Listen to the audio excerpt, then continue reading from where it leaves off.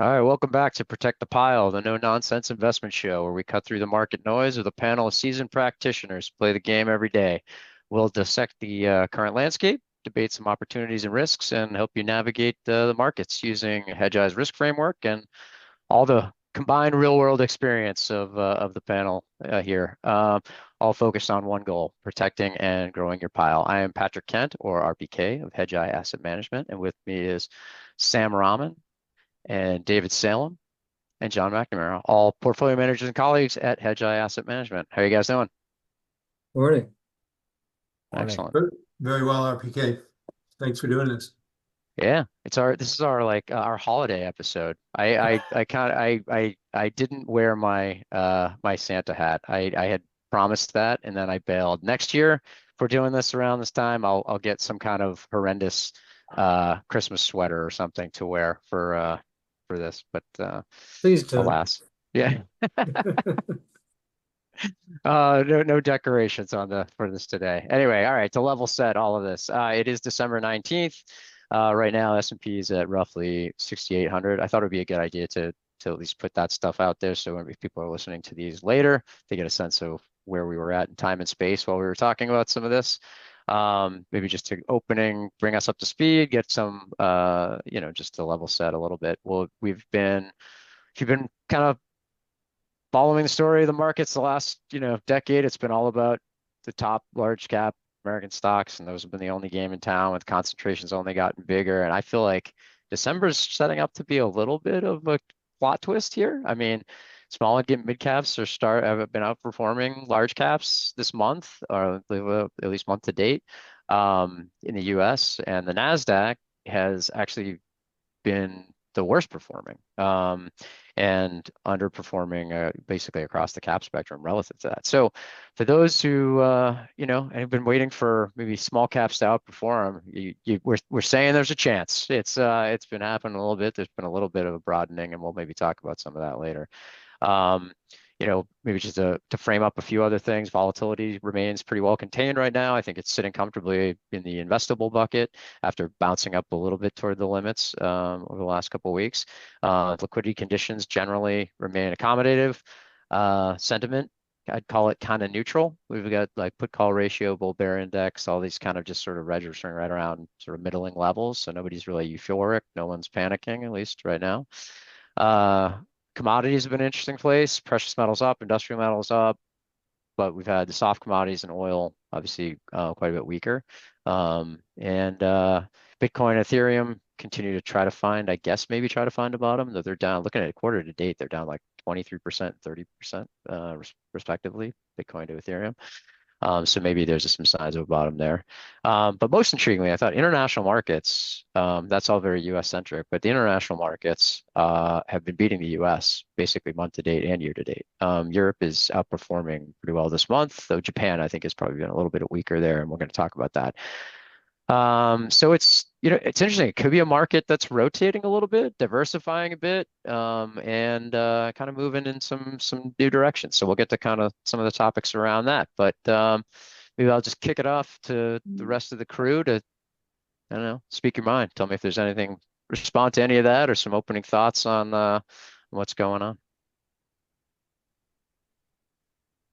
A I lot can of pick uh, on a lot of somebody. lot of chat, of Santa Claus rally. That's definitely going around this morning. So, it Yeah. seems like there's a euphoric sense out there heading into year end. So, which is interesting, at least given, the framework with which we're viewing the world at Hedgeye, which, is I would say bullish. So, I think, we've obviously been talking about small caps being kind of a core long for us at this stage. I think that kind of plays into what you were just talking about, RPK. So Yeah, yeah, just it's interesting. I think like this starts to break up, right? Because as I say, even inside the S&P 1500, I've kind of mentioned this a couple of times when I've been talking to Keith a little bit about it, like that even in the 1500, like the top 20 stocks are 45% of the index, and even within that, it's like the top 10 or even a bigger chunk of that. So like, it just seems like that concentration has gone like only in one direction. And this is this is kind of, I don't want to front run sort of one of our topics here. But it is kind of like interesting to me that we're maybe seeing the first signs of some of this starting to crack up a little bit. And that's obviously to the benefit of sort of the equal weighted index that starts to pick this up and is kind of that broadening out, especially if we're heading into kind of quad one, which for those who aren't totally familiar with Hedgeye speak, we have growth accelerating and inflation decelerating, which would be sort of the best of all environments. That's supported by obviously a very accommodative liquidity backdrop, as I said up the top, with dollar liquidity expanding at a pretty significant rate, a double-digit rate on a one-month annualized basis, partly aided by the fact that the dollar's been down about a little less than 1% for the month to date. But yeah, I mean, it's kind of like there's some shifting dynamics out there, which are kind of intriguing. It's certainly raising some questions as we get a broadening out. But interesting. I wanted to first talk maybe to get to our first topic, unless people had other thoughts they wanted to talk about. I thought maybe we'd kind of move to this topic. I really was excited to sort of hit David up with, because David does have a tendency to have a much broader global view than maybe the three of us have a much more U.S. centered sort of view of the investment landscape. So I think it would be great to get your discussion around Japan and get your thoughts on that, because as I mentioned, like international markets have generally been very strong. I mean, outperforming even in the currency adjusted, like a huge outperformance relative to the U.S. actually this year, which is not something I necessarily hear very much in the conversation. And then within that, we've had some interesting moves, like Japan's 10-year rate is up at 2% now, which is kind of, I mean, a level that it hasn't seen in well over a decade, I think. I can pull the chart up and double check that, but I'm pretty sure it's been well over a decade. I am old enough to remember when Kyle Bass was like yelling about being short the Japanese 10-year like 10 or 15 years ago. And I don't think that trade worked out, but like it's very interesting to watch this now kind of unfolding all in a relatively quick period. We've had a pretty significant move in this. So David, I'm just going to kind of put a quarter in the machine and let you start to go. I'd really love to get your thoughts about both like direction of travel on, what your thoughts on Japan generally, the economy, equities, what's going on with the 10-year, the implications for the carry trade. And I have some thoughts about that because I spent a little time trying to unpack the carry trade last weekend, which was a mystery to me because no one seems to really know how big it is, which is fascinating. But anyway, I'll let you. I've talked enough. Let's hear from David Sell. Yeah, thank you very much. First thing I'll say is I'll start with the last point first, which is, and I'll come back to it, but I do think the carry trade is essentially much ado about nothing. So remind me to come back to that at the end. But let me just emphasize, of course, that you said that, I have a more global view. I'm not sure that's true. I have a more global mandate. So the go anywhere mandate that we're pursuing in the ETF that we shall not name, that we manage, the capital allocation team manages on behalf of Hedgeye Asset Management, as well as the 4 model portfolios. They're all go anywhere mandates, although we have restrictions on 2 of the 4 model portfolios that limit the amount we can have in non-US equities. Right, so it's a go anywhere mandate. So I have a more expansive mandate, but not necessarily more expansive expertise. I know what I don't know, right? And what I don't know vastly. It's one of your superpowers, David. Yeah. Well, I do actually think it's like the fundamental prerequisite for investment success is to know what you don't know.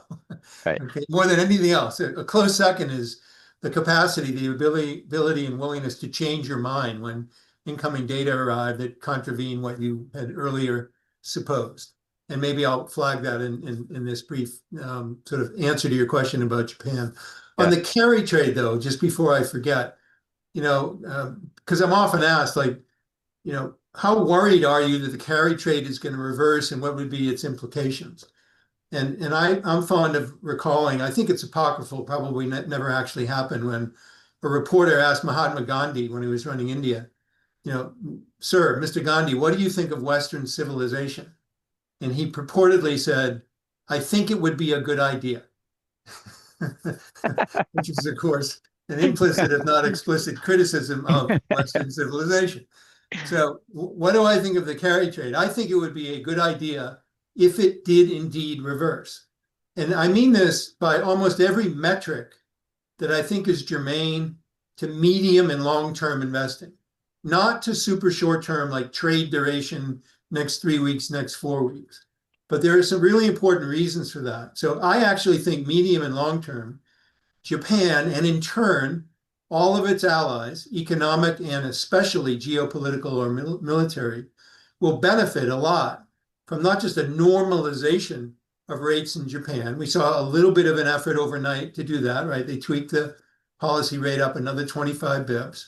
As we speak, as I think you just said, we're 2% on the 10-year in Japan, and I think 3.4 on the 30-year. That's not all that important because it's controlled basically by the JGB. Right. But rising nominal rates are, generally speaking, a sign of economic strength, not weakness. Moreover, and crucially in my view, even if you just hold a US stock portfolio, the thing you don't want to see medium and longer term is, of course, massive kinetic action, warfare around the world. And to call Japan our indispensable ally at this point in human history is a vast understatement. Japan is paying, this is not a political or a partisan statement, but because of the way this particular administration in Washington moves through the world, Japan, and what I might even call Greater Japan, is absolutely vital and crucial to maintaining peace and stability in the Indo-Pacific region. And And that's important. how do you define Greater Japan, just so I'm clear? So Yeah, so I'm clear, that's and I'll great pretend it's for question. the audience, but it's really for me. Yeah, Go and ahead. this is maybe for another day where we can dive into it, and maybe I can put it onto a macro show. But it's Japan, South Korea, Philippines, Taiwan is crucial, and then of course India, right? And India plays a very, very strategic role. There's strategic ambiguity. We have strategic ambiguity vis-a-vis Taiwan, but India is still kind of trying to play both sides, but increasingly, as I see it, in the Greater Japan Alliance. Why is this even happening, right? We have a new prime minister. I think she's terrific. Everybody has warts, everybody has defects and limitations, but I think she could be an incredible force for positive change for the Japanese economy and for geopolitical forces and factors and developments in not just the Indo-Pacific, but really worldwide. Because if China feels like it's really getting pushed and stretched in the Indo-Pacific region, it can be less sort of mischievous and doing other things that it's doing. And of course, it's really still materially helping the Russians, who are in turn doing pretty ugly things in Europe. So I could go on and on and on about this, Yep. but I think we're getting to sort of a normalization. And I just want to emphasize, if you said to me, like, what is the single least kind of talked about or underrated aspect of what's going on in Japan? And some would say this is an ugly answer. I would generally celebrate it because of the threat from China. It would be rearmament broadly defined, which has extremely important economic implications for investors in Japan, less so on the bond side, but much more so on the equity side. Final point, because I've been rambling on a bit here. I think the Japanese stock market today, and this is a frustration, maybe we can come back to it towards the end of this conversation, as we were discussing just before we started recording. But we often say, oh, it's a stock picker's market. But Japan emphatically is a stock picker's market, because there are swaths of the Japanese equity market. We don't do any shorting in any of the 5 portfolios that my team oversees. But if we did, and we could, and particularly if we had individual stock shorts, there are numerous companies in Japan that, by my lights and by the lights of people that I trust to make judgments about, much more informed judgments than my own about this, there are a lot of stocks trading in Japan that are, we could say, overvalued. They tend to be, by the way, very China revenue heavy. So they're very dependent on those relationships. And as you see deshoring, reshoring, and friendshoring and all that, it's a dominant trend in Japan, together with the whole rearmament impulse. I think a lot of those stocks are vulnerable. The converse for long-only investors is very exciting, although less so for us because we don't have enough tools at present in our toolkit to exploit it. But these are Japanese companies whose PEs actually look from a surface view quite high, but they're extremely well positioned. And I mean heavy machinery, machine tools, robotics, a lot of stuff that's Yeah, so they related stand to directly. benefit from not only, obviously rearmament and the fiscal stimulus that would be spent in Japan could theoretically be a significant beneficiary of some of that. Yeah, Yeah, absolutely. So yeah. I don't think you want to be buying duration in Japan with the JGBs. Leave that for somebody else. But I think there are some very surgically select, really compelling opportunities in Japan. And if I can just say so, and then I'll turn the mic back to you and to my colleagues. But hopefully, we're going to talk a bit about the elephant in the room here in the US, AI and data centers. And when I look at that, again, we can come back to this because I've compiled for going on more than 30 years. I do my own computation. I have help in doing it of like, what have been the best performing stocks in the US stock market over the last 5, 10, 15, 20, 25, 30 years? A kind of a rolling count. And we could all guess what the names are at the top of the list for like 30 years, 25 years, and 20 at this point. Obviously Netflix, Nvidia come to mind. Yeah. Apple's still on that list. Yeah, There's some Microsoft. Yeah, that was huge. Monster Beverage, right? Old Oh yeah, Dominion Freight Lines, right? There are some esoteric ones. But if you're subject to a market cap, floor, there are some obvious names that come to the fore. The reason I yeah. mention that is I think I try to look ahead. It's too far for what we're doing in either HAM or CA research for Hedgeye institutional clients. But I do try to think about the really long term, partly just because it's fun and interesting.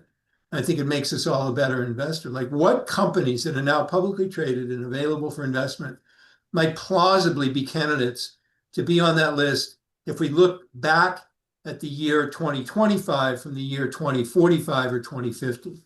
And there are Oh a yeah, couple of no. stocks in Japan that I would put on that list that have because to do that over 20 to 25 years, you need a large addressable market, you need a really sound business plan, and you need a managerial culture that can sustain excellence for a really prolonged time period. And there just aren't that many companies. But if you said to me, where in the world would you at least start to think about that, David? It would be in Japan. I mean, a couple questions around that. I mean, one, you mentioned that the multiples are somewhat high on some of these, and with the rising 10-year rate, there is a sort of question of some tension between the multiple and the discount rate going on Yeah. there. Not that necessarily that will drive it, because if earnings growth is revised higher and if they're growing and the revisions are positive, then the multiples will probably take care of themselves. But I do wonder if you had any thoughts about like on that part as the discount rate keeps rising, is that sort of potentially impactful? Um, Yeah, I mean, it would have to go up an awful lot for that Yeah, to matter. I mean, you still have real rates that are steeply negative depending on where you look on the Japanese curve. So right. no, I think that too would be much ado about nothing. Sorry, Sam, you were going to jump in. Yeah, I was going Yeah, to so jump we're in and good. just say that there's other things going on as David knows in Japan. I mean, there's a growing and quite important corporate governance change going on in the Japanese market, where companies, the old sort of conglomerates, are getting broken up, and the inter sort of twining of the different subsidiaries are getting cleaned up. Some by outside forces, outside activist companies, but also internally. So that is creating value in a market that has been arguably beyond just a macro value destroying for 30, 40 years. So, there's, as David correctly pointed, there's pockets of the Japanese market where these companies are becoming run a lot better. They're becoming cleaner stories. And so there's definitely attractiveness there. But getting back to the carry trade, I love David's comment about at the top about the carry trade. It's like it's everybody loves to talk about it. It's been such a nothing burger for I don't know how many years. And the carry trade, when it started back in the early 90s, has morphed into like a multiple-headed monster across the world, because it's the carry trade is not the yen carry trade anymore. It's the Mexican peso carry trade. It's the Swiss franc carry trade. It's the EM currency trade, whether it's Indonesian rupiah or the Turkish lira. It's all over the map, and it's just pick your risk profile. If you want to really go for it, you can go long Turkish lira, short yen. Well, And this is, and so yeah, and this is interesting. I was thinking about, there's multiple ways to do this, and the trading community at large has morphed and splintered into multiple different areas. So, but to your point, the rising bond yield is in Japan is cause for concern. But I think I think David correctly ring fence said. I mean, we're so far from it, I think it being a disabling force within the global macro. I think the biggest short to medium and disabling macro force is that if you look at retail, we complain about retail buying in the United States. The retail buying in Korea of US stocks, the retail buying in Japan of US stocks is on another level to what we see in the US. So if that ever ends, I think we may have some problems, but yeah, but that's no, my that's a three good because cents. I was trying to get my arms around the carry trade a little bit a couple of weeks ago because it gets thrown around, and then I was sort of like hadn't really spent much time diving into it, but I read a few reports and tried to listen to some podcasts and things, and specifically I thought it was fascinating, like one of the economists at the Bank of International Settlements. I listened to a podcast with him where he basically said like, well, we don't really know how big it is because it's really hard to measure, but it could be anywhere from 1 trillion to 10 trillion. And I was like, well, that's a very that's a very wide number. But then on top, but even if it is that wide, I mean, I was trying to place this in the context of like, as you've all heard me talk about my like global dollar liquidity that I calculate, and I, I mean that number is like $112 trillion. So I mean, if it's $1 trillion carry trade, you could unwind it. It'd probably be a hiccup. Like maybe that's like maybe I'm underselling it. I just trying to understand how the mechanics would be that much worse. And we already have some proof of this, which is that in August of 24, we did unwind a big chunk of the carry trade. And like I It mean, was a until I blip. until I just brought it up right now, does anyone remember that actually happened? But that was Yeah, like it was a a blip. leading, heavy breathing headline for like 2 weeks was about the unwind of the carry trade in August of 24. And yeah, to John's point, it was like now we look back, it's just a blip, right? It Well, I wasn't was really just any. gonna say, and somewhat backhanded comment, which obviously is, somewhat of what I specialize in, was just that, we must be nowhere near, peak concern from, the macro tourist, as Keith would refer to them as perspective, because I haven't seen the, head of trading desk calls on, the Japanese carry trades hit my inbox yet from, all the big Goldman global. will be hosting a special call to Of discuss the course, of Japanese carry course. trade. Yeah, exactly. Yeah, they haven't seen any of that yet. I don't know if that's good or bad. Maybe that's bad. Maybe it's still to come. I don't know. But I Well, we've guess we'll got it find here, out. so. There you go. We're talking about it, so I guess there's that. I've certainly seen some sporadic chatter about it on Twitter/X. But that's about it. We are a product of the whatever we put in front of our eyes. I feel like when we look at this stuff, and boy, Twitter is a fascinating stew of strange doom mongering that goes on there. Maybe one Well, last I mean, question. speaking of that, I'm sorry to jump in, but maybe I just, No, I was please. listening to David and I couldn't help myself but think of, the fourth turning, which, what debasement, rearmament, obviously, Yeah. all fourth turning themes. So I think we'd be remiss to not mention that, we're obviously excited to be working with Neil Howe at Well, that's Hedgeye Asset Management. you're really earning your keep on your first appearance on the podcast because you just provided me with a great segue. Because I was going to say one of my today goes back to maybe my final question for David around the Japan. An occupational hazard of working with Neil all the time is I think a lot more about demographics. So, I mean, nothing's changed about the Japanese demographic outlook, right? Where birth rates are very low, graying population, there's no immigration to per se, really. Um, how does that you think about it? Is that a rate limiter on like how good it could sort of be in a sense of like where this goes? Yeah, I'm glad you put it exactly that way. Just a couple of things. First of all, on the factual question about immigration, immigration is much more robust in Japan than most outside observers think. Just fire up an LLM and ask it, right? Or do triangulate because the first LLM might be hallucinating, right? But they're much more receptive to immigration than outsiders might suppose, and that could be really helpful in offsetting what are otherwise pretty ugly demographics for reasons I think everybody watching us speak right now are familiar with. I'll just say as a quick aside, you said to me, leaving aside Europe, which has catastrophically ugly demographics, where in the world would you look to say, here's the poster child for a country that's in really serious trouble? I keep coming back to this, but the answer would, of course, be China, right? Because when China was admitted to the WTO, the ratio of workers to retirees was 15 to 1. 15 to 1. It's now 2 to 1. Yeah. That's a big change. That's a really big deal. Yeah. The key point, though, to tie it all up with a nice little ribbon for Christmas, is that China doesn't invite and is very, very unlikely to receive a flood of immigrants to offset demographic decline. Why? Because most human beings value freedom in all of its wonderful manifestations. And they're unlikely to emigrate to China in the way that, Japan is leaving aside whether some of the Japanese are kind of phobic about foreigners, it's a very inviting country by all relevant metrics. It's safe, it's clean, it's all that stuff. And right now, of course, it has I think an unbelievably undervalued currency.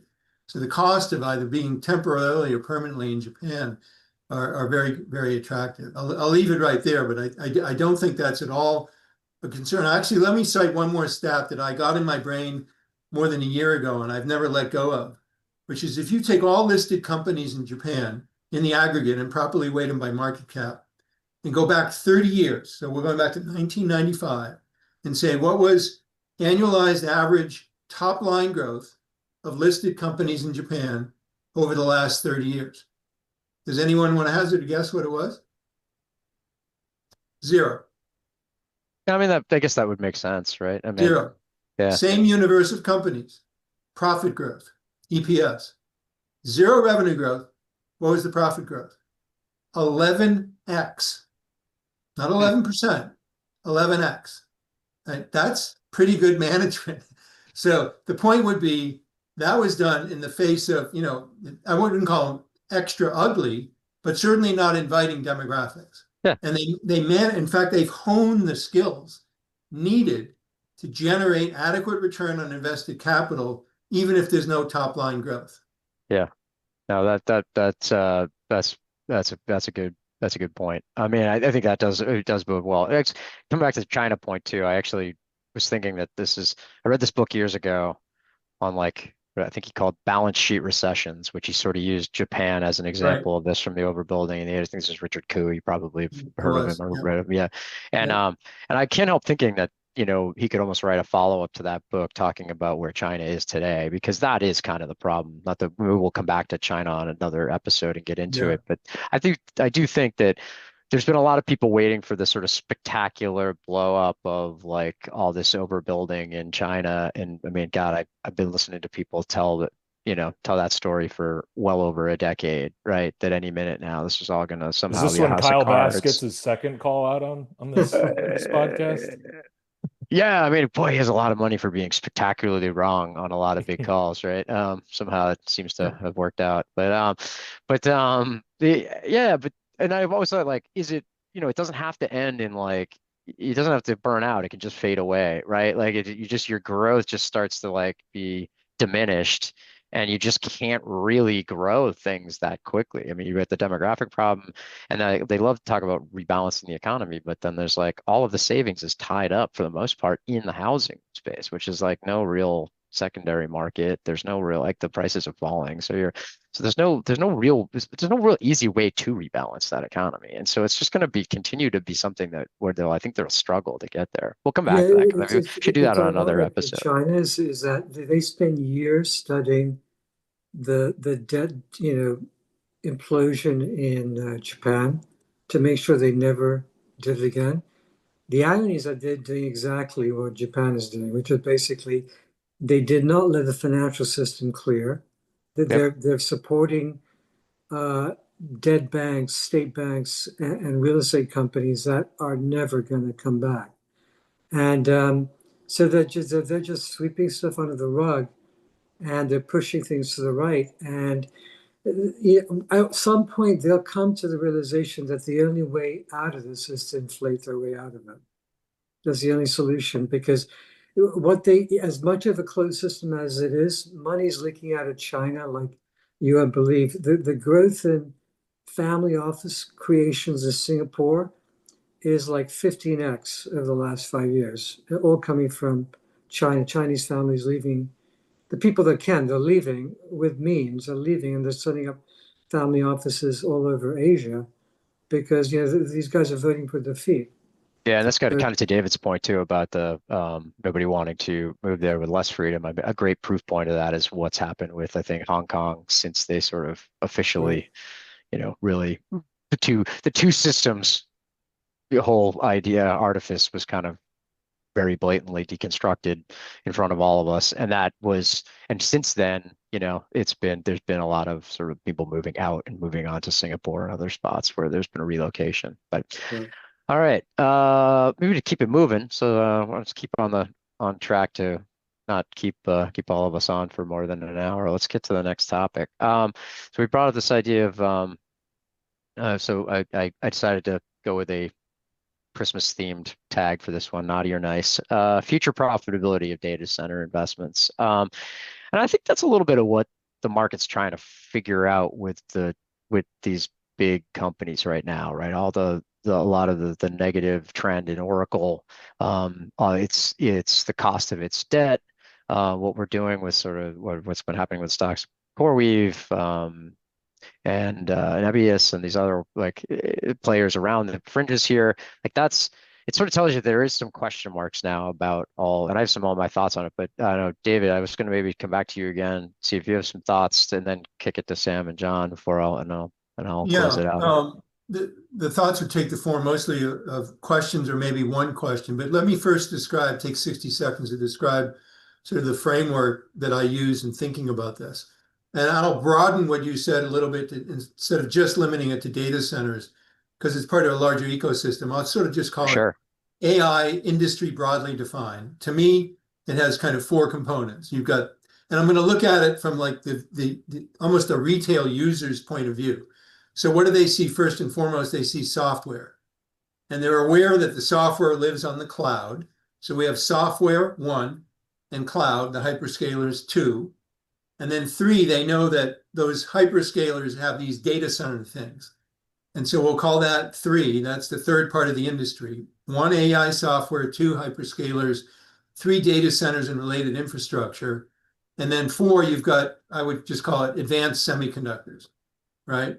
And I'm putting in the third bucket, the data centers and related infrastructure, all the energy, the swirl of conversation about energy broadly defined, which is crucially important. So if we think about the AI industry very broadly defined as having those four components, the question for me as a kind of medium and long-term investor is which of the four, if any, are likely, if not destined, to become commoditized? Is it the software, the hyperscalers and their cloud platforms? Is it third, the data centers with all the related infrastructure, or is it fourth, advanced semiconductors? And I think just even the use of the loaded word advanced says that's probably not going to become commoditized, but that doesn't mean that the current incumbents 5, 10, 15, 20 years from now are going to still have defensible moats. But that's the framework that I'm thinking about. And I'm also thinking about the question that I flagged a few minutes ago, which is like, come back 15, 20, or 25 years from now, which current companies, public or private, because we have to, of course, think about one of the elephants in the room being, of course, OpenAI, still private, likely to probably become public sooner rather than later. But which of the incumbents that we can look at, whether public or private, have a plausible chance of being on the best performing stock list when we look back, 10, 15, 20, 25 years from now? That, of course, becomes a question of how large is the addressable market, how sound is the business plan, and how sound is the managerial culture. So having asked the question, which are more likely to become commoditized, I'll just say my answer to the question, like long-term, 25 or 30 years, what's the raging short in the whole industry broadly defined? To me, it's without question OpenAI. I wouldn't touch that from the long side with a 10-foot pole. Full Well, stop. it's a great no. It's a, and I want to hear Sam weigh in Yeah. on this before I give any thoughts of my own. And I'd love to hear John and Sam go, but specifically Sam as a as one who traffics in this space quite a bit. I'd love you to sort of weigh in on this idea and how you're thinking about it. Sure. Yeah. I mean, yeah, I like the way David sort of posed the question in terms of the different categories. I think, we definitely moved beyond the first phase of AI where everything, you could buy anything and everything worked, and money was being allocated in every which way, every area of the AI ecosystem. But I think now we're moving into the second phase where, you know, access to capital is getting tighter. Access to energy, obviously, as we've talked about this before, is not free. Ironically, when you think longer term, we can argue about the economics of the actual investments right now, but those two things, tighter financing and tighter energy capacity or availability, are actually rate limiting steps. They actually smooth out the cycle. I think Gavin Baker said this on a podcast recently, but the fact that they're not widely available, we went from widely available, wide open taps in terms of capital, but that's starting to sort of tighten up a little bit. Energy's always been tight, continues to be tight. So that actually controls the pace of the investment over the next few years, because you can't just put up a data center if you can't plug it in and you can't get the equipment. So I think those things are what maybe makes this thing kind of smooth itself out a little bit. But I mean, but to David's point, I think the market's trying to figure out like who ultimately has the business model that can sustain this. If you believe that the demand is going to be sustained, and that in turn drives infrastructure spending, then who can sustain that model in a business model that is financially self-sustaining? And I think it still goes back to, I wrote about this in a thought piece over the summer. I think ultimately these LLMs are going to be commoditized. So if you narrow it down to the three or four that probably have the ability to survive over the next 3+ years, I think it's only like three or four. And if you look at those three or four, they probably will have the capital, will have access to the capital to be able to keep building, keep not just building the infrastructure, but building the applications on top of that. I mean, the infrastructure is fine, but if it doesn't provide a utility to companies or consumers, it's of no Well, it's a way, I worth mean, to it's a waste of anybody. capital, right? Yeah, I Yeah. mean, definitely. So I think it's going to narrow down to the companies that have capital and have models that can monetize this. So I think Google, Amazon, Microsoft to some extent, Apple, although it's not in the infrastructure game, is the bespoke platform, distribution platform that everybody is going to want to distribute at least the consumer applications of this. So I think Yeah. those are the three or four that I think have the cash flow to sustain this. The others are trying to get in and compete and be a player. I think the bar is just getting higher and higher and higher. But to the point earlier, but David's point about OpenAI and some of these neo clouds, I think OpenAI seriously has to prove its worth. And I think as much as they've spent time the last few months talking about building its infrastructure, I thought that was a mistake. I think they really have to focus on products and applications. They can't engineer a new ASIC with, they don't have the time, and they got to generate revenue, Yeah. and they got to build applications that I- people, I consumers and mean, companies one of like. these kids is like not like the others, right? Like it just is amazing to me that when we look at this, that and put all the players on the board, one of them has no business essentially. Like, and this is my one point. That Gavin interview actually was great. I can't remember the name of the podcast, but I did enjoy it. I was driving down to Stanford and Invest like the best. yeah, that's what it is. It was the best like the best, and great conversation. And there's not a lot I can pick a fight with Gavin. Most of the time he's like a very very smart guy and like really dialed in.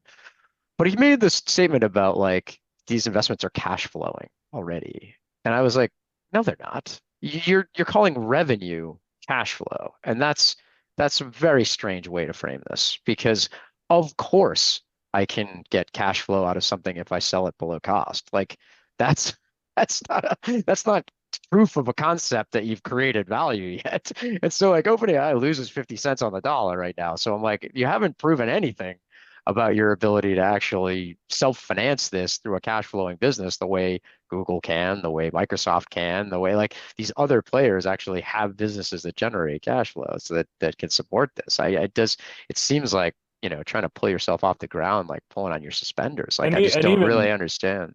and even to that end, I mean, I think this has come up on the call a few times, and I've definitely heard it, anecdotally in my travels, but people flagging OpenAI as, oh, well, as long as the vision fund's around, they're fine, that being a good thing. It's like, what, did you hear that? I don't Yeah. know. Yeah, yeah, I And I know, know, right? and kind of just to transition it maybe back to Sam for maybe just a closeout on this, but I forget if it was one of the things that we recorded or what, but Sam, you framed kind of, obviously the parallels are all too obvious, but you framed kind of this up in terms of, the dot-com bubble and, kind of what that looked like. And, maybe there, being some similar feelings, if you will, to where we're at now, or at least where we're heading. So, Yeah, I mean, the difference, at least at the moment, is that the big investors of the capacity in the dot-com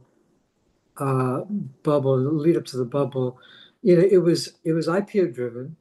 So you had IPOs, companies coming out with no models, but they had got a lot of capital from the markets, investing in fiber and internet connectivity.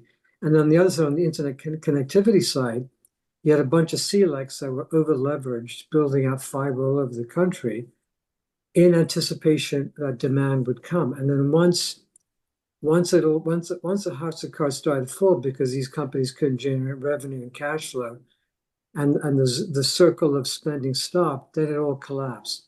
What's different now is that all these companies are chasing demand. It's not like demand is being satiated yet. They're all chasing demand.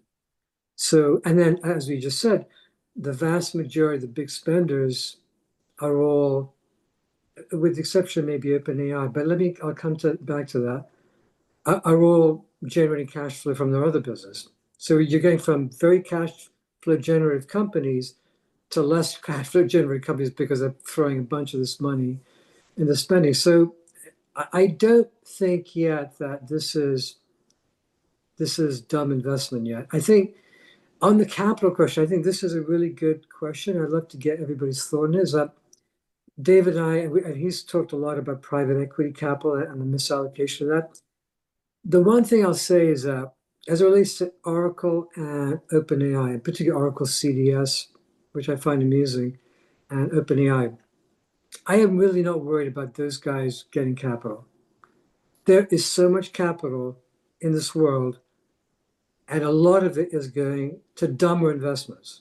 As dumb as this might be, when we look back, there are dumber investments going on with capital. So I don't think Oracle's going to have trouble getting capital. Whether it's profitable or not, or whether it's a good use of the capital, I don't know. I think OpenAI is going to get capital. Where it's coming from, I don't know. Sovereigns are going to want to be part of this, but how they invest it, will they actually make margin cash flow? Very big question. But in terms of getting the capital, I don't think these guys are going to have trouble getting the capital. Whether they can make a sustainable business model, to David's point, I think that's the big question. Well, that's where I think it gets kind of interesting as to like where the value accretes, and certainly in the near term, right? Like throwing capital at things isn't necessarily where the value creation is going to happen. And so I kind of go back to the old saw of the picks and shovels, and like these things can't grow at the rate of their ambitions, which is what the market's already kind of saying, I think, with Oracle, right? And this goes back to your point you made earlier, Sam, about like we're already putting some rate limiters on this. Like we're almost like pre-popping the bubble by having these little fits and starts about this thing, because basically what the market's saying to Oracle is like, you can't play this game as quickly as you want just using debt. We will punish your stock. We will, like, right? Because they can't borrow money to to build a data center that then you can't turn on because you don't have the power built out yet or something, right? Like and that's fine if it was out of your cash flow and it's an asset just sitting there like waiting to be deployed, I guess. But if you borrowed to do that, it has to hit your cash flow projections. And if you're not gonna, if it ends up getting delayed because the transformer was delayed, right? Like that's a problem. And so I feel like this is why I said this on X the other day. Like tech is going to have to figure out that they can't grow at this sort of software rate that they had in their mind from the last 20 years. They have to grow at the rate that we can invest in the power grid effectively, right? Like that's the rate it's going to grow at. The And other so unique and feature with they're going to Oracle is constantly you, be pulled back like to have to get in gear with that or in sync with that. yeah, the other unique feature with Oracle that's unique to them is that this is Ellison's company, and Larry Ellison manages it for Larry Ellison. He doesn't manage it for shareholders. So he might look at the CDS and he doesn't care. He does not care. But like I said, he's not going to have trouble getting capital. Yeah. So I Yeah. mean, All right. If I could Yeah, just jump please. in, not to, you probably want to go to other topics, but Yeah, let's round it um, out there. Let's give us the last thoughts. well, my thought, just building on what Sam just said, is one of the reasons why I wouldn't touch from the long side OpenAI with a 10-foot pole is because I don't regard its leader as an effective allocator of capital.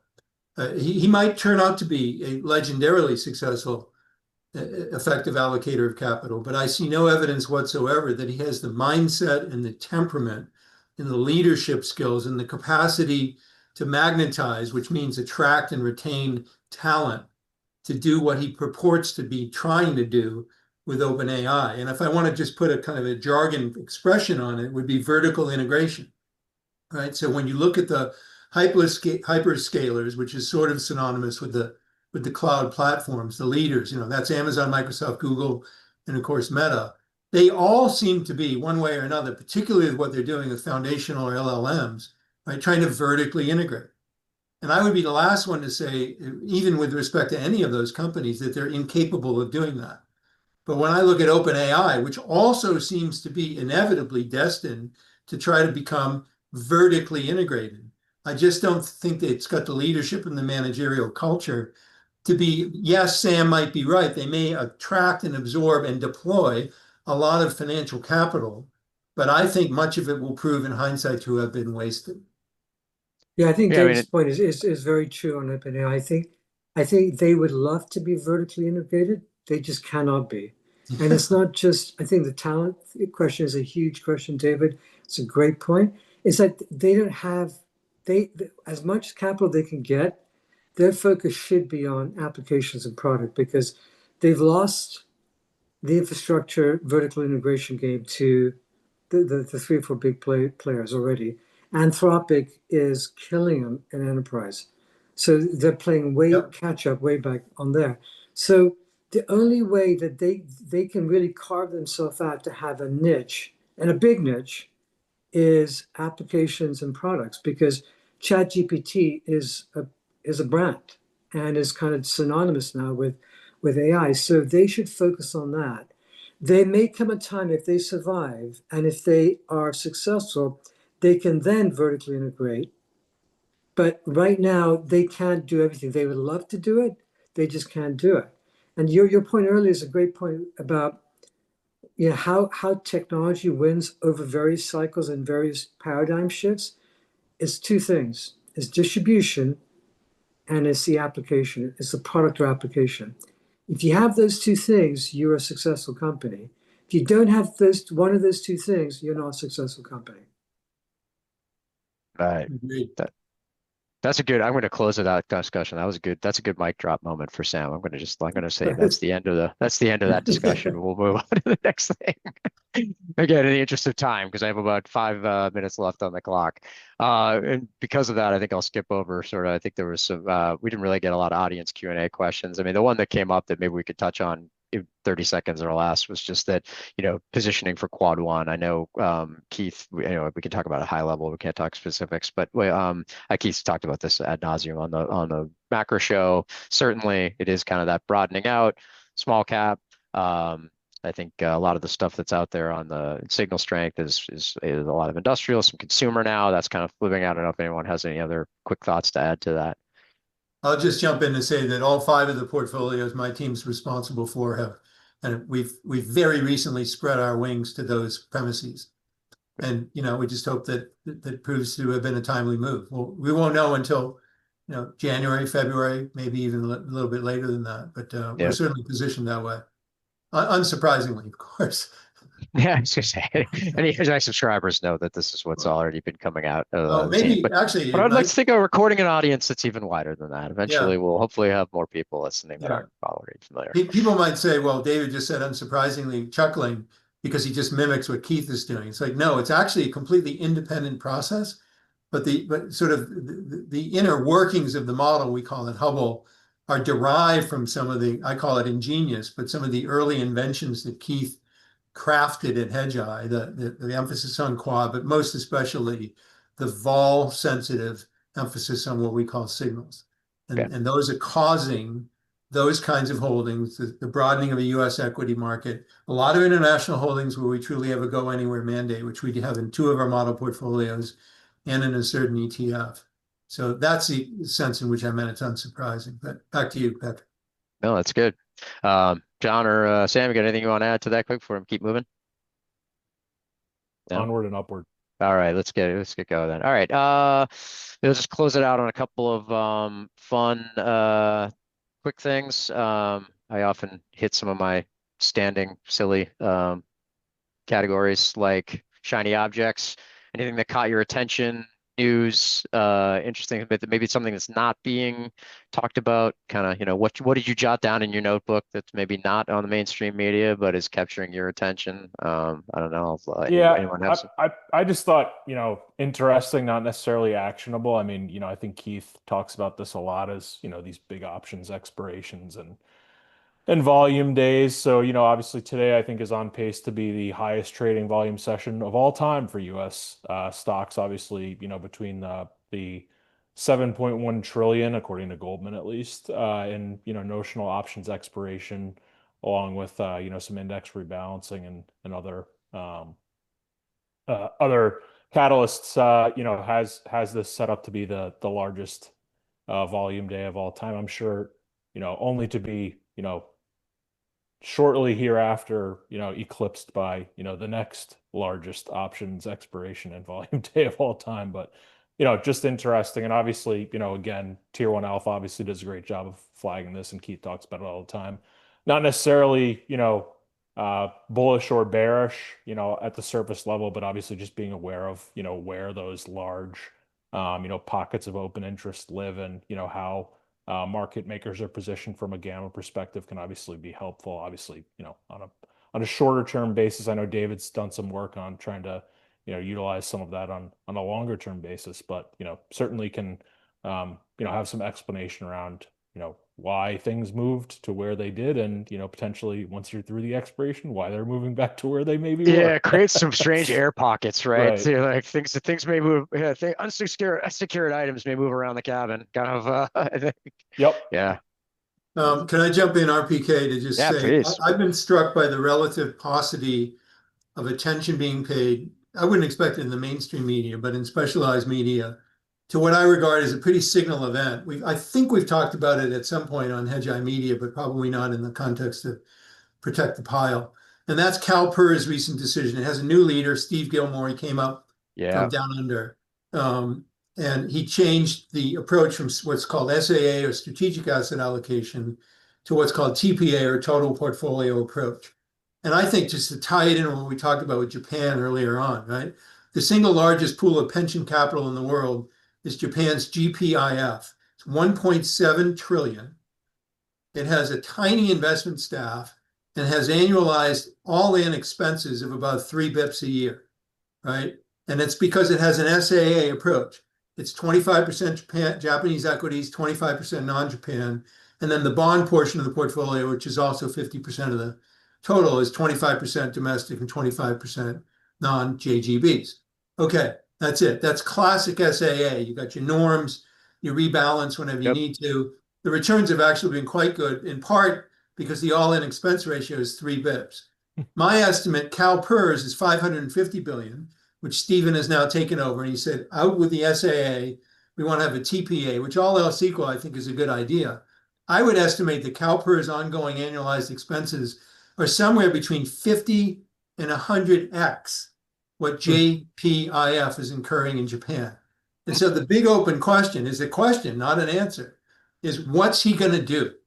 Now that he's gotten rid of the shackles of an SAA Yeah. and kind of go anywhere, but not everywhere, presumably, is he going to dramatically streamline that? Because that would actually have really important to tie everything we've talked about together to connect the dots, right? If CalPERS materially pulls back from private equity and private investing, including but not limited to infrastructure, right? That's an important source of capital, right? For all the data center AI broadly defined build out that we talked about earlier. And so it's all of a piece, or these are all connected Yeah. to each other. But I've been kind of semi-obsessed with what's gone on at CalPERS my entire career. And almost all of it, I could hold it up as this is what to not do, what they're doing in Sacramento. And I'm just keen to see if that's the case So, moving well, so and forward. maybe for the audience, I'm gonna say it's for the audience, so I don't reveal my own ignorance. I, I mean, I read a couple of articles on this, and it wasn't entirely clear to me what operationally it means to move from one to the other. So, maybe, like, if you could clarify, like, what does that even mean in the approach, like on a Yeah, well, day-to-day basis? I've done a lot of talking, so I'll try to be like 20 sentence answer, right? So think about SAA, strategic asset allocation. The ultimate manifestation is a piece of paper. You have mins, norms, and maxes. Those are in columns, and you have somewhere typically between 5 and 13 rows. You've got US equities, emerging market equities, developed market outside the US, domestic bonds, foreign bonds, infrastructure, real estate, private equity, venture capital, commodities that go right on down the list. There's almost never cash, by the way, Right. because none of them have really studied what Warren Buffett did. That's SAA. Total portfolio approach is just throw all that in the circular file and just manage the portfolio, looking at it every day. This is an utterly sensible thing to do through as many prisms as you can usefully apply to the task. Right? It's never just one thing. So look at your factor exposure, look at your international exposure, look at your currency exposure, look at on and on the list goes, and manage risk that way, right? And don't have these artificial limitations that make you either, because you have a min, a norm, and a max, it makes you either in some circumstances a price insensitive buyer, and in others a price insensitive seller, which you never ever want to be as an investor. So that's the difference. Okay. No, that makes sense. But at the same time, right, like, you know, sticking to a strategic allocation has probably saved some people mistakes over time by not staying in things too long, or like by leaving party early, maybe by continuing to trim back or and add to unloved areas where that eventually come back, right? Versus feeling like you could potentially run into a problem of sort of skewing toward, you know, more of what's working and less of what isn't until that reverses on you. Yeah, I would liken that to like you've got Lewis Hamilton behind the wheel of a car, whether it's a Ferrari or a Chevy, doesn't matter. So he doesn't really need FSD. He's like one of the most accomplished drivers in human history. But most drivers, like many, the majority would say, excuse us, but don't touch the wheel, please. You're much better off, and society is better off if you don't touch the wheel. So it depends, right? It depends. Yeah, The, no, that the, the makes constraints, right, of SAA can be very helpful if the people in charge are temperamentally disposed towards making particularly inopportune decisions. and he came out of what, the New Zealand Super Fund, I think, right? Or like He is that did. where yeah, and his I mean Correct. his track record was good, so I could see Yep. why they're Very smart guy. yeah, Yeah. he's got some capital to deploy in that sense that he can they'll listen to him for now. Good. All right. Let's maybe just last one. Sam, you got anything you wanted to shiny object you wanted to talk about before I move Yeah, us on to the let's closing? move on to the next segment. I know we're All right. I mean, it's a really low on time. important segment where we do pop culture, so I'm going to close it out with our fun thing where everybody gets to tell me what their favorite Christmas movie is. Uh, David's going to lead off with Die Hard, I assume. John, you go first. I got to think on this one. I mean, you got to go Christmas Vacation, right? Come on. It's a solid choice. That's a solid choice. I like it's all the good ones, all the good ones. My daughter would say Home Alone, but I don't know, David, Yeah, did you have one? Or I Sam, think what do you that's got? one of my faves too. Home Alone's a good Christmas one. I love the Die Hard example too, even though a lot of people don't consider it a Christmas movie. But yeah, those two are good. And in fact, Right. actually, interestingly, Lethal Weapon also takes place at Christmas, but never gets brought up in that conversation. We'll save that for next year, RPK. So I'll just jump in and say, right, that the hallmark of an effective interviewee, right, and I've been an interviewer rather than interviewee most of my career, is to reshape a question they're not prepared to answer so that it becomes a question that they are prepared to answer. So instead of saying what's my favorite Christmas interview, I mean favorite Christmas movie, I'll say what would be like a media product that I would be especially keen to consume during the upcoming holiday season if I hadn't already consumed it, and maybe I'll consume it a second time. And the answer would be the Netflix documentary on the Red Sox in 24 called The Clubhouse. And actually, this is a semi-serious point, right? Because I think particularly for allocators like Stephen Gilmore, he's got a lot of external managers he's got to vet. I've done this much of my career, right? And I've said publicly, you can never really know what goes on inside an organization from the outside. But the Clubhouse gives you a little bit of a peek as to just how much stress and pressure there is in what is seemingly from the outside, like I won't call it a placid world, but a fun-filled, joyful world of professional sports. And you watch that documentary and realize, wow, this is really, really stressful. I mean, talk about, managing other people's money for a living can be stressful depending on your temperament, but it is nothing compared to the pressure that those athletes and the folks in the front office, as well as obviously the manager core, are subject to on an ongoing basis. It's really ferocious. Well, the Christmas or holiday content that I've consumed the most of this year has been the Nutcracker because my daughter has been dancing in the Nutcracker, so I am seeing it no less than 5 times. And, and I'll tell you, but to kind of come back to, I'll tie it together with what you just said, David, which is that she came home from the first rehearsal and she said, "Oh, they were really tough on us." And I was like, "Yeah, Yeah, this isn't friends and family. This is actually people are paying to come see this. yeah, You have to actually perform. It's a little more stressful when it's for real, you know." yeah. What a great experience for her. That's Oh yeah, fantastic. she's been enjoying it. It's been a lot, but she's definitely enjoying it. All right, well with that, I guess I will close it out. We'll probably be back in a couple of weeks for the new year. We'll get another one up, and in the meantime, everybody have a safe and happy holiday season and a happy new year. And yeah, the best to all you guys, and we'll see you back in 2026. Likewise. Thank you, Great. RPK. Happy holidays, everybody. Thanks, RPK. Thanks.